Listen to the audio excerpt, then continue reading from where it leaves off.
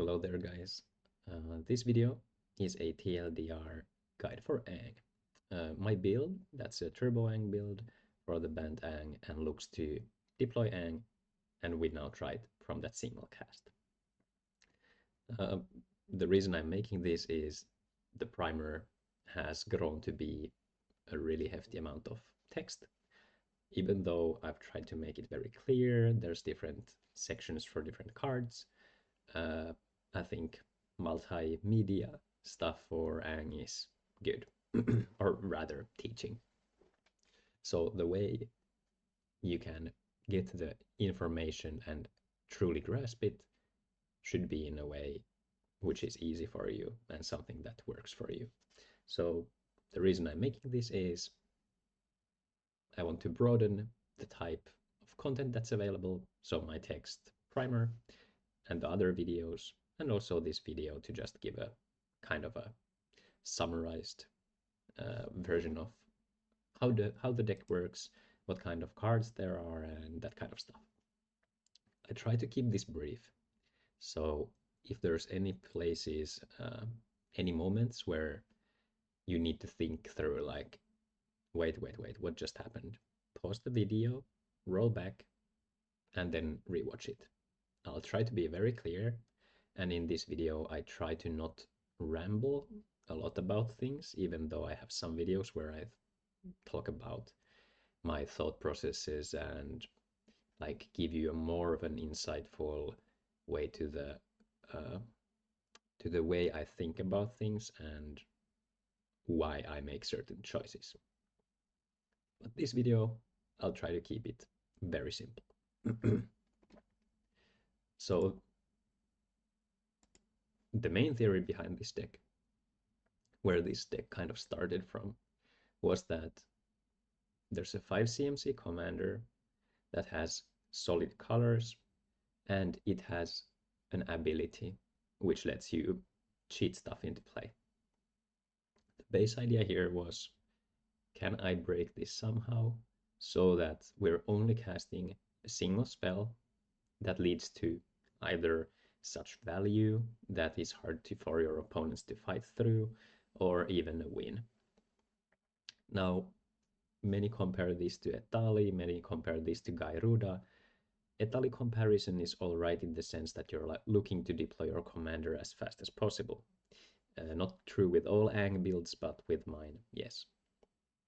The inherent difference between Etali and Aang, though, is that with Etali you're casting the spells, and the uncertainty, the unknown, which is the cards in your deck and your opponent's decks, is different. Etali costs more mana. Etali always gets to do something. Etali always gets to take game actions, but those game actions might not be beneficial for you.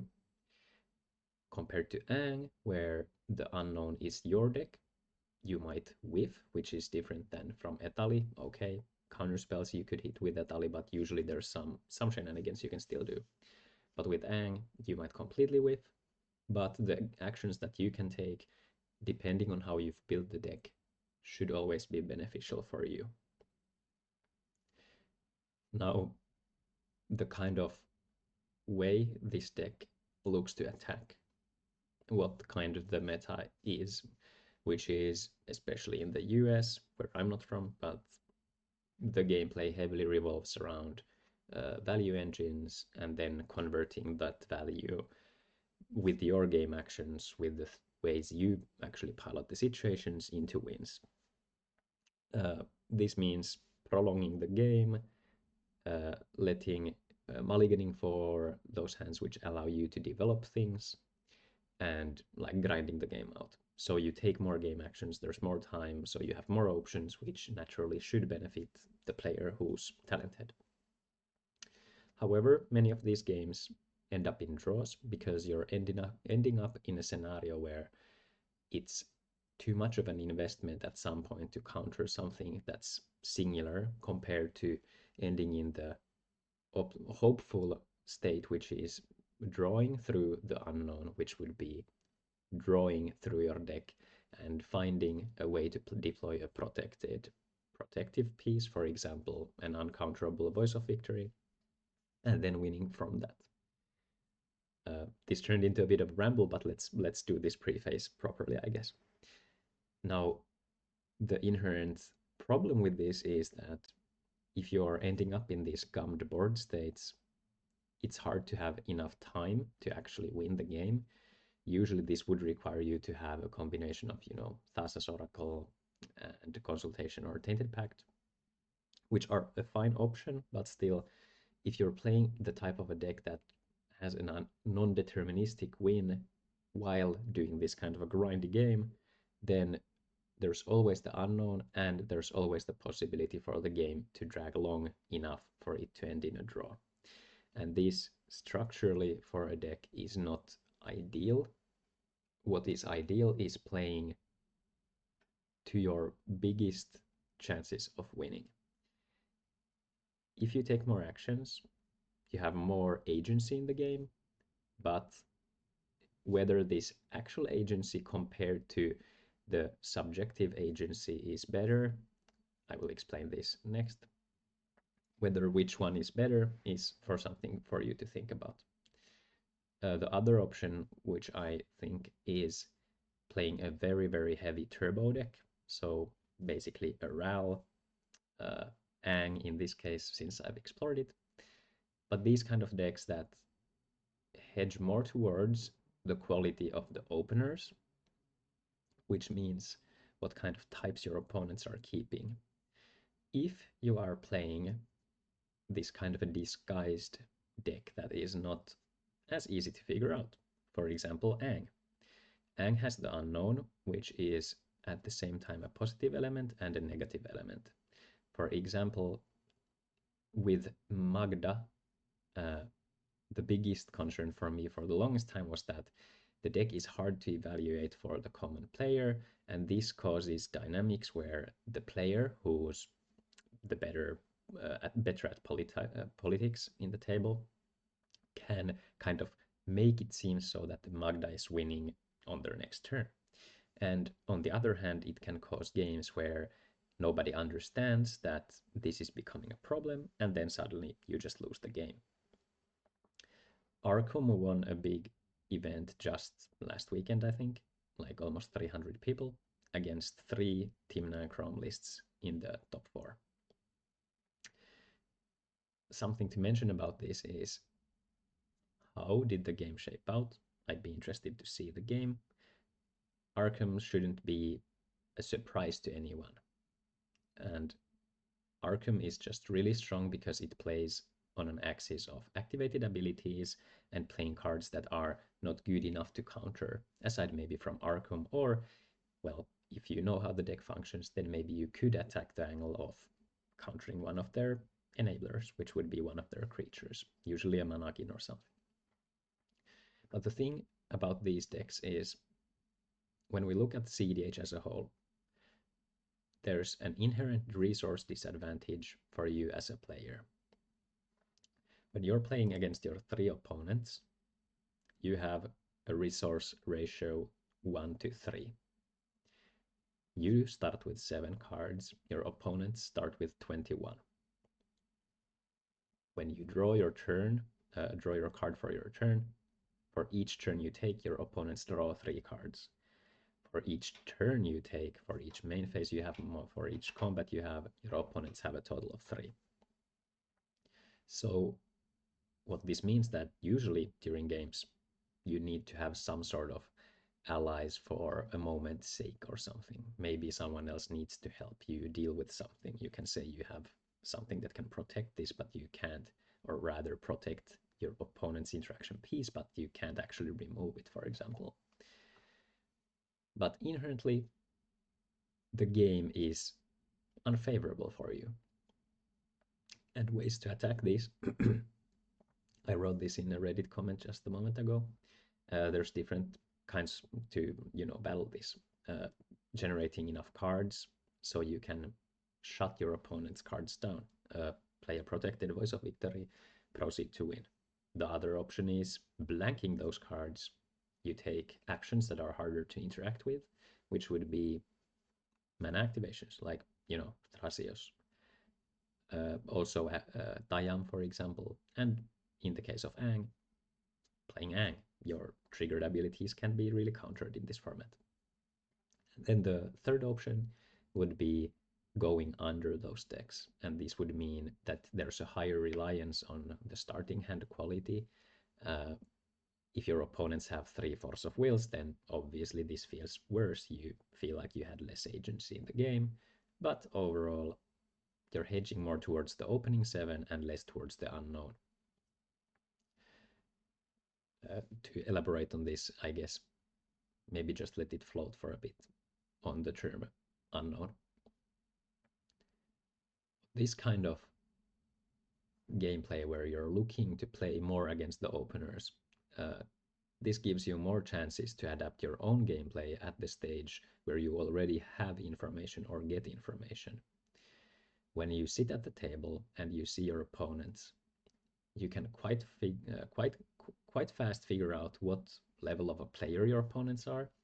Maybe they're trying to bluff the level, like, you know, how these kind of human signs and signals can be like manipulated a bit, but usually you get the grasp, like what kind of spirit there is, how your opponents approach the mulligans, like how tight the gameplay is at the mulligan stage, presenting your commanders. All these things should give you a general grasp of what's going to happen. If, for example, your opponents just look through your commander's quick, like, oh, okay, this kind of top like table, there's probably a higher chance that your opponents aren't hard mulliganing for certain answers, but rather the quality of their opener is a more generalized opener. They're not necessarily looking to play the table, they're looking to play their deck. Now, going back to Aang after all of this. Aang looks to attack, or rather, my build looks to attack 2 of these axes at the same time.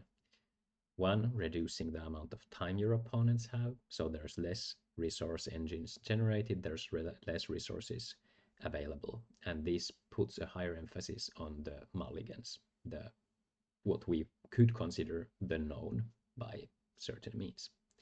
And the other is playing with the hard to interact way, which would be triggered abilities and some activated abilities.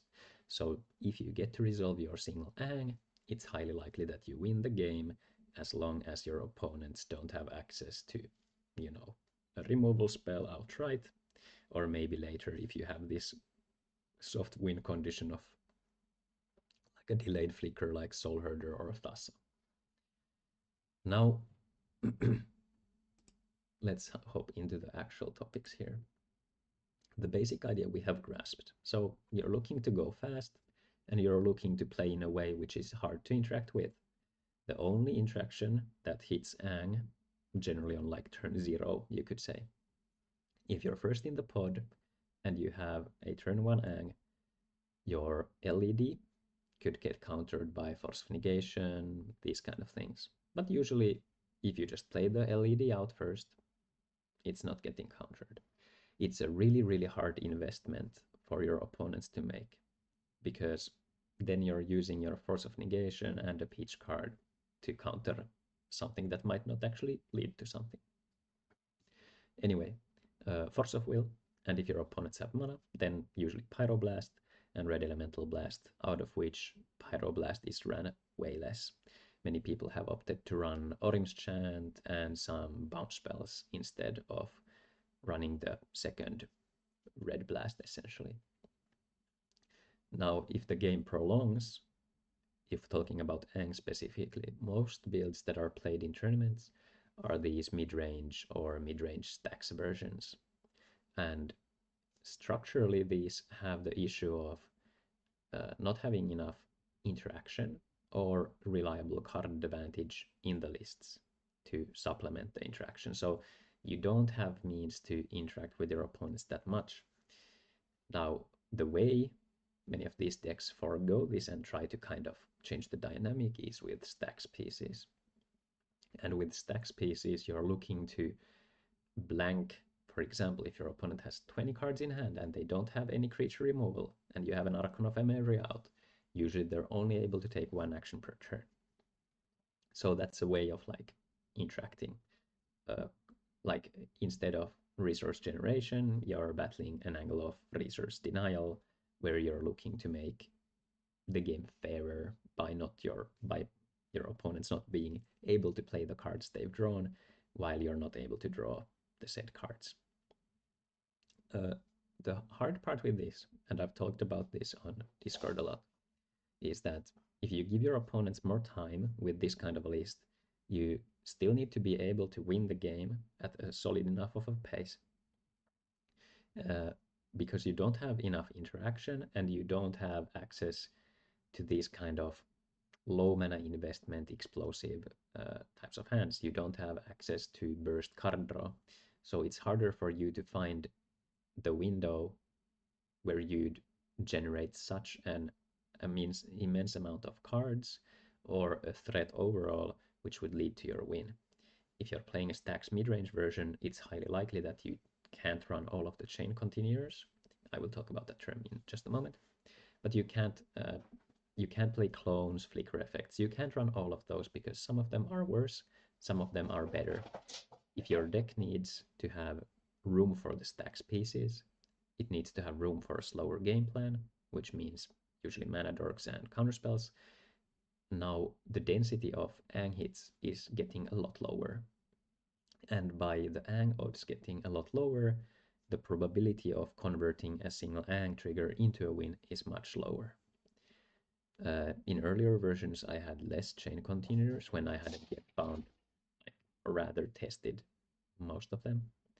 And although I was in like almost all of them, but still like stuff like Redemption Choir, I wasn't sold on originally, but now I'm completely sold. So what we're looking to do is cast Aang and win with a single chain most of the time.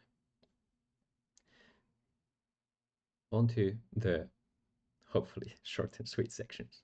I have rambled quite a bit, but maybe there's going to be timestamps here, so you can refer to whatever part. Win cons in a nutshell. All of these are available in the primer, but I can show these in the playtest tool as well. But the first chain would be Gigantoplasm centric chains. And this means after you cast your Aang, you would hope to find like a legendary creature, a legendary clone, like Sakashima. Actually, that's a bad example. Or like some sort of a persistent instant flicker like Restoration Angel. So you play Aang, you get either of these, it sticks around, then you get Gigantoplasm, which can either be a Restoration Angel or the Sakashima. You would let the Sakashima die then. And then if you end up on one of these effects, so for example, Jackdaw Savior, it requires a flying creature. If you had a clone in between somewhere here, usually your chains last long enough. The most common hit you can have is a regular clone. But what would happen is you would end the chain here.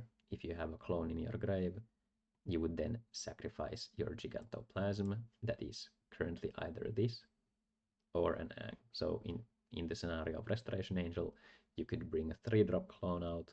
If the case of Aang, 4-drop, which means all of your clones. So you sacrifice this, you return another clone. It can enter as an Aang, legend rule, it dies, then you bring Gigantoplasm out, and so on and so forth. Infinite flickers. There's also 2 other engines that work similarly, which is Brennard. And with Brennard, what happens is if you get a chain where you find Gigantoplasm, always look to make as many Gigantoplasms as you can.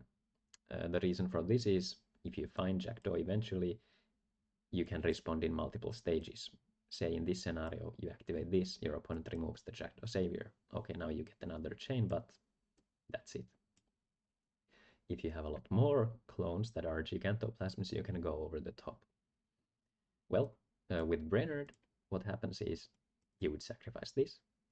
It will enter with a Brenner trigger. It would enter as whatever it was on the battlefield as. So the token created is exactly as it was on the battlefield. So with this, what this means is usually you would get another Aang chain, and now if you actually find another clone, for example, from the Aang trigger, enter legend roll, it dies, you have an Aang trigger on the stack, Brenner trigger on the stack, exile the clone, enters as an Aang, legend roll, and you have two Aang triggers. So usually those states where you find Gigantoplasm and you find Brennard or Jackdaw, you should win the game. There is another thing, which is a more recent find of mine, which is Luminous Broodmoth. And this was mainly because there's a different kind of a chain, a different key enabler, which is Salvation Swan. But with the case of Luminous Broodmoth, you would now want to prioritize on-ground flicker creatures like Felidar Guardian, for example. So with Felidar Guardian, Jackdaw Savior wouldn't be online, but Brennard is and Broodmoth is. So what Broodmoth does, so if your chain looks something like this, you find Felidar Guardian, you flicker Aang. The next trigger finds you Gigantoplasm, you have it be a Felidar Guardian, and you flicker Aang. Now, if you find Luminous Broodmoth, what you can do is, stack is empty currently. You sacrifice Gigantoplasm. Your Luminous Broodmoth triggers. Luminous Broodmoth says that whenever a creature without flying dies, you can return it out with a flying counter. So what happens is you return this card. Instead of creating a token copy, you return this card. When it enters, as it enters, sorry, you'll have it enter as the Felidar Guardian Gigantoplasm with a flying counter on it. Now, you could flicker Aang outright, which is the worst play, but what you can do is flicker the Felidar Guardian. Felidar Guardian enters, flicker the Gigantoplasm Felidar Guardian with a flying counter, bring it back without a flying counter as a Felidar Guardian, and flicker Aang. Now you get another Aang trigger. You can sacrifice Gigantoplasm because it's not flying anymore, triggers Broodmoth, and then do the same. If you don't have access to Felidar Guardian, which could blink those two back and forth, there's other options, which is like having access to two type restricted flickers. So what would happen here is Icewind Stalwart flicker Aang, Restoration Angel flicker Aang, Gigantoplasm as the Stalwart flicker Aang, and then you end up on Broodmoth. What you can do now is sacrifice this, enters with a flying counter, flicker a non-warrior creature, which is the Restoration Angel. It flickers the non-angel creature, which is this, comes back without flying counter, and rinse and repeat. Now, if you don't have access to Restoration Angel, this is still a very good board state, because here you could flicker Aang, Icewind Stalwart, Gigantoplasm, flicker Aang, get Luminous Broodmoth.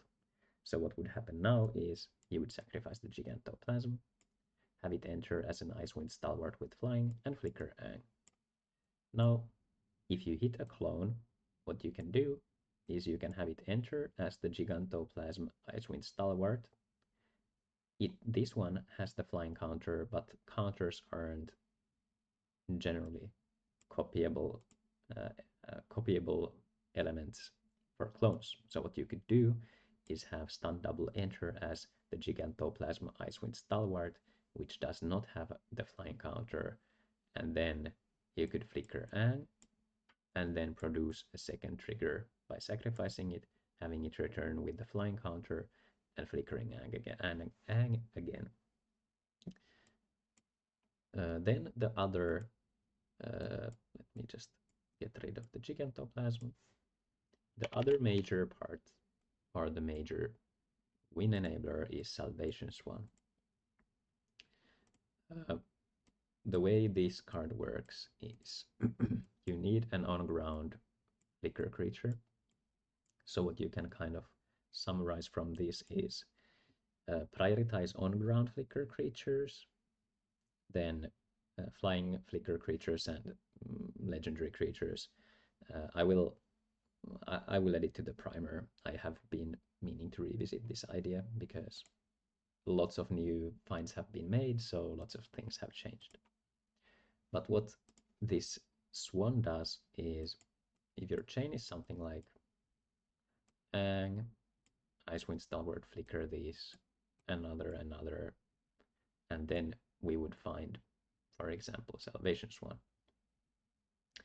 What you can do now is, as Salvation Swan reads, similar to the Broodmoth, this card is insane. Clones make this thing so good. Flicker creatures make this thing absolutely amazing. Even though it reads very poorly, generally, like Aang flies, Salvation Swan flickers something that does not fly. Like, what is this? It doesn't do anything. But there is a way to abuse this to the absolute maximum. So what you do in this scenario, if you, for example, you've seen this kind of a chain, and the instant you see Salvation Swan, if you expect you to be able to have a little bit of a like room to breathe for your opponents, for example, not threatening an outright win on their next turns, if you're playing this, if you're playing Aang on turn 1 and then you're hitting the Salvation Swan, usually that's a GG for you in a positive way. What you do here is, as all of these creatures are on ground Icewind Stalwarts here, on ETB you exile one of your clones. Then you go to your end step and Salvation Swan triggers. This card returns. As it enters, you choose to apply the replacement effect. What you could do is have it enter as with a flying counter as, you know, Icewind Stalwart, maybe Flicker Aang, but there's a better way here compared to the Broodmoth. So with Broodmoth, you would just look to reset the counter and continue the chain or get to an infinite point. With Salvation Swan, you want to start multiple chains out of the one original chain, which was this. So after you've exiled the on-ground Flicker creature clone, you have it return as a Salvation Swan. The reason for this is that Salvation Swan says whenever it or another bird enters the battlefield, you get to do the effect. So when Waxen Shape Thief enters as a Salvation Swan, it triggers itself and it triggers the other Salvation Swan. This means that you exile 2 of your things and then return those at the beginning of the next end step. So you exile both of these cards, and now there are options depending on how the first chain goes. You could do so that you have this clone enter as yet another Salvation Swan to get 3 new chains, but usually that's not required. So what you would do is bring this back with a flying counter, Flicker Aang, and then you have an access to a chain. Then if you hit the doubler of sorts, you know, these kind of win conditions or just the Starfield Vocalist or whatever, pressed on, and then you have your other clone enter back, you get another chain and you're looking to win from there. Something that I didn't summarize earlier is that this build is looking to win with a single chain. Like, the probability of that happening is really good. I haven't tested it with the addition of Luminous Broodmoth. Generally, the Broodmoth should be gated by Gigantoplasm, so it's not probably that big of a difference probabilities-wise, but scenario-wise, if you see Gigantoplasm, it's much more likely for you to win outright now. What this means is that if during your chain you see all of these creatures before you see Gigantoplasm from a trigger, you're pretty certain to know that you're not going to win with the Gigantoplasm thing because the chain will end before that, before you loop through your whole deck, or alternatively, you just don't pick this because you need to hedge towards Salvation Swan. But anyway, well, you would still take this because of Safi, but it depends on the hand. So usually one chain is what we try to win with. If we have access to 2 chains, it should be like a win every time. You can either set up with the first chain or try to win with the first chain, and then you have access to the second one, and then you can do whatever. So Gigantoplasm plus payoff prioritize Gigantoplasm high. Salvation Swan, prioritize on-ground flicker creatures a lot, and try to build a board. Generally, the idea also here is that the more bodies you can get on the field, the better. While you're going through the chain, make sure to put at least one clone in your grave. Another thing that helps with this is LED. If you have the LED opener and you discard the clone to the grave, then you're pretty set. Something to note about LED also is that you pay the costs in your chosen way, sacrificing it, discarding your hand. You can choose which order you do that. So generally, if you're discarding your hand, make sure the top card is a clone or another chain continuer like a flicker creature. This is because of Volrath's Shapeshifter. So if you end up finding, say, your first trigger from Aang is a Volrath's Shapeshifter and nothing else, if you've messed up your grave order so that LED is the top card, you would just end here. But if you've done so, that Wax and Shapeshift is the top card, Volrath would enter, or the Shapeshifter rather, choose to apply the replacement effect, have it enter as a clone, dice to legend roll, you get another trigger. Soft win conditions. I dug the supportive parents out. When you build a wide board, if you find supportive parents, usually you can either play a spell or like Embalm Vizier of Many Faces or something from your grave. If you've let Aang die at some point, you can also do that, but you get the idea. Also, other soft win conditions include the delayed flickers, which is Soul Herder, Passam, and Redemption Choir.